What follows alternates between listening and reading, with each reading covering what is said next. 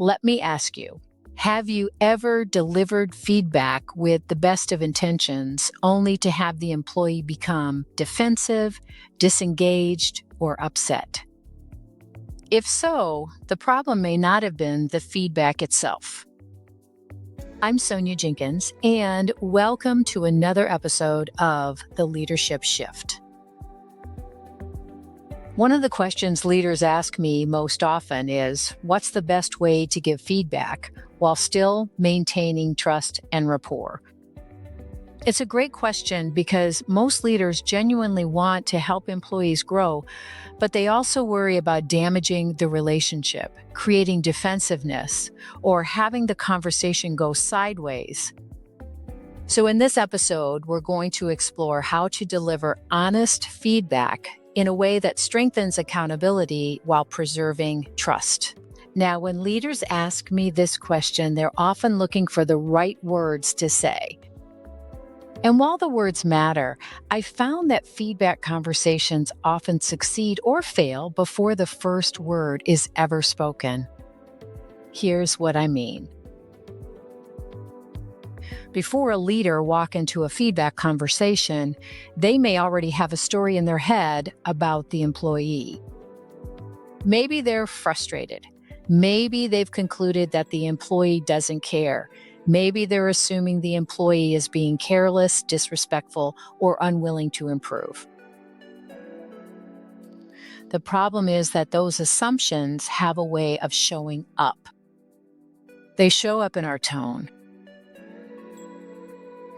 They show up in our body language. They show up in the questions we ask, and sometimes in the questions we don't ask. And employees can sense it. So before we talk about what to say, let's start with the foundation.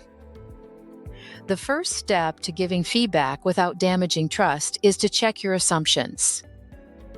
Ask yourself, what assumptions am I making about this person or this situation?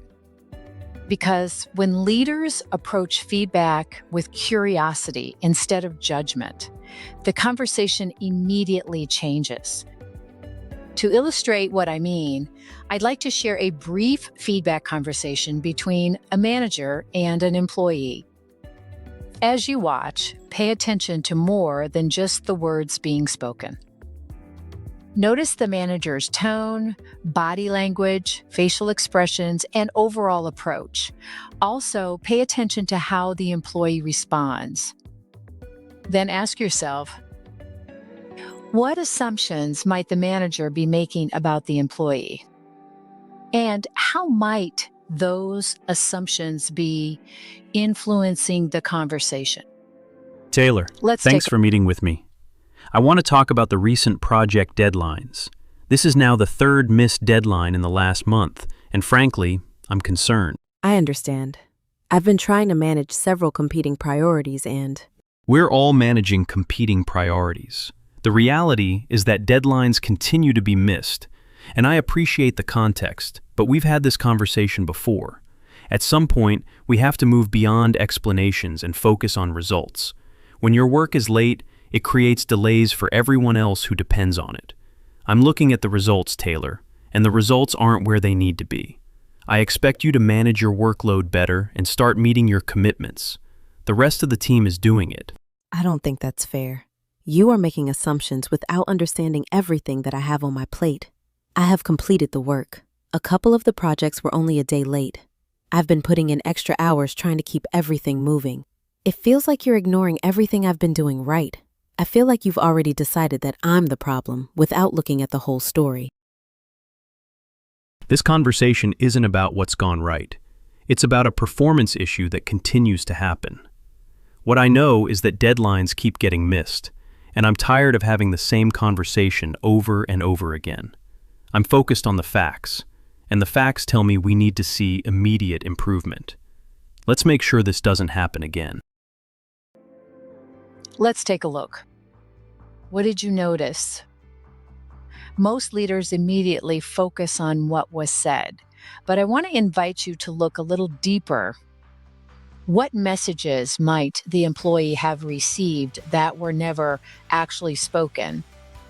Did the manager appear curious or judgmental? Did the employee seem open and engaged or guarded and defensive? Did the conversation feel collaborative, or did it feel like the outcome had already been decided before the discussion even began?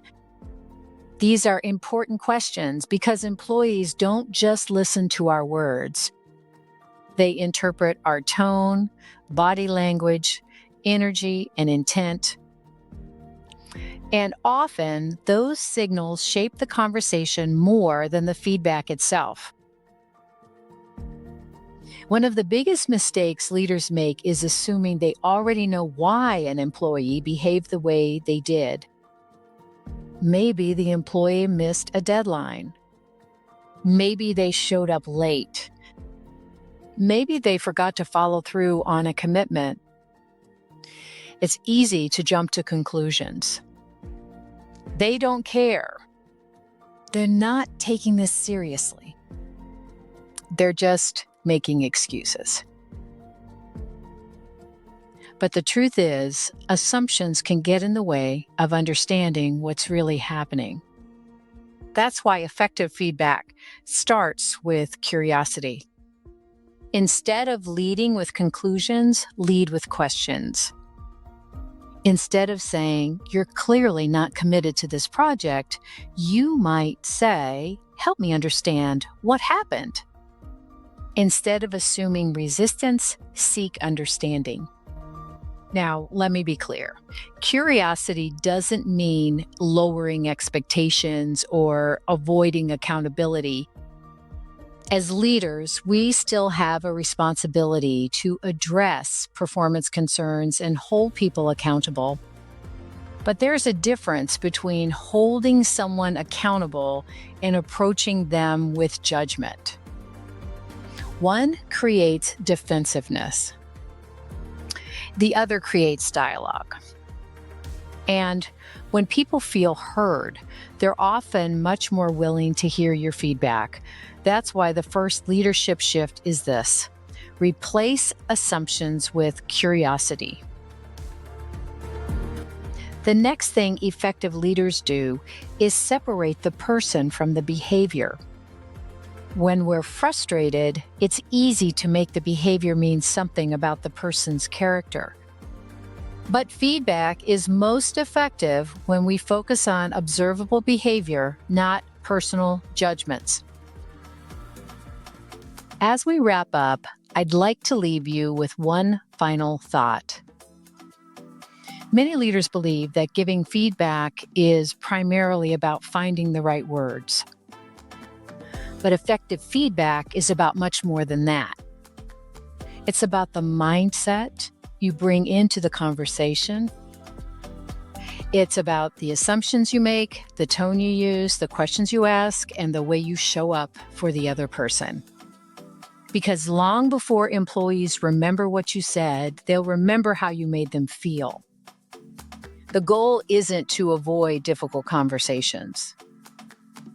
The goal is to have those conversations in a way that preserves dignity, strengthens trust, and creates opportunities for growth.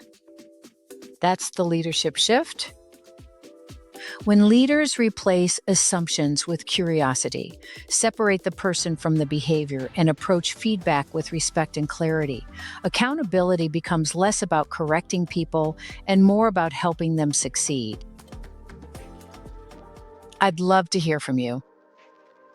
What's one thing you've learned about giving feedback that has helped you maintain trust and rapport? Share your thoughts in the comments below. And if you found this video helpful, be sure to like, subscribe, and join me for another Leadership Shift conversation.